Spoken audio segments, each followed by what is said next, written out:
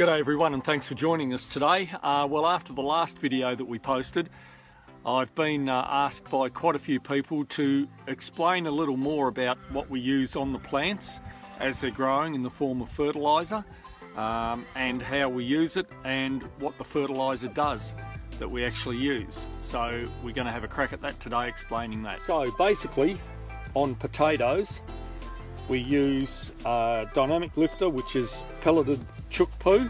I think I mentioned that in the last video. As you can see, now the pelleted chook manure is different to the stuff that you get straight out of a chook pen. If you get it straight out of the chook pen, it's got too much nitrogen in it and it will just burn your plants and completely stuff them. This stuff here has been composted down and turned into pellets. It's beautiful and mild, contains high nitrogen, it contains potassium and some potash. Now, we find with new potatoes in particular that potash is a wonderful thing to put on. This is the stuff that we use, of course in a lot bigger bags for the commercial crop. Sulphate of potash, right? So you can get two different sorts. You can get either sulphate of potash or muriate of potash. The difference between them is that the muriate of potash has a lot of chloride in it, and it can be good for plants, but we tend to only use the sulphate of potash here because the chloride is a salt, and we figure that the less salt that goes onto your soil, the better it is for the soil and for the worms and for the microbiology that's in your soil. So we always use sulphate of potash, and we've used it with great results. It's a fruit and flower booster, so it gives you bigger fruit, tastier fruit, and we found with potatoes it's probably increased our crop by about a third since we've started putting sulphate of potash on. Now, another little tip for you is that if you want great tasting homegrown tomatoes, and they are always great tasting of course, but if you want even better tasting homegrown tomatoes, put about a matchbox full of sulphate of potash around your tomato plant as it's growing. So if you're putting veggies in, go out to the garden store or wherever you get your supplies from and grab a bit of sulphate of potash. It will work wonders, I guarantee it.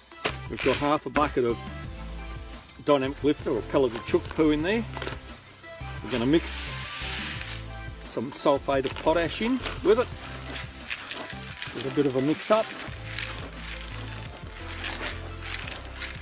That's beautiful. Bit of milk on that you can have for breakfast. Put a bit more Dynamic Lifter in. Bit more sulphate of potash. You don't need to use a whole lot of it, but we put it on twice during the growing season. We put it on when we plant potatoes or vegetables and about when they start to flower. And we find that it does just magic job. We'll spread that out before we put the potatoes in, give them a good bed of Dynamic Lifter and potash to start getting roots into, and they'll be up out of the ground in no time. There you go, that's how it's mixed up together. So probably the best way for me to explain how much we actually apply in each furrow that we do is to say that we put one handful on for every 3 steps that we take. That's the easiest way to explain it. That is plenty in there for a start, and then of course we do it a couple more times throughout the growing season. We do use some blood and bone occasionally, but I do prefer the pelleted chook manure. We don't use anything else. We're very cognizant of the soil being healthy and trying to improve the soil every year. I think far too many people just go for one crop out of it and it ruins the soil. They don't try to renovate it or get it back to being healthy, and that can be a big problem for everyone.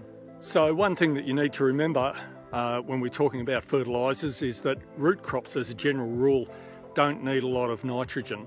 Put an all-purpose fertiliser on for a start when you plant, such as pelleted chook manure. But after that, don't put a whole lot of nitrogen on, particularly on potatoes, because what you'll find is that you'll get a lot of top growth and very little underneath if you put too much nitrogen on. Leafy greens, of course, like lettuce, spinach, etc.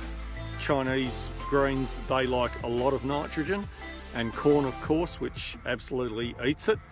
And while we're talking about nitrogen, a little tip for you: if you're growing broad beans, or we call them broad beans here, I think you might call them in America and overseas faba beans, but if you're growing those, or peas, in a smaller setting, a good idea after you harvest them is to cut the plant off about an inch above the ground and then shove some corn in there, because they make their own nitrogen, the beans and the peas. On the roots they have the nitrogen nodes that develop, and if you put some corn in between your peas or in between your bean plants after they're cut off, the corn will absolutely thrive and you'll have a great crop from it, because it's getting all of the natural nitrogen that it needs from the roots of the other plants.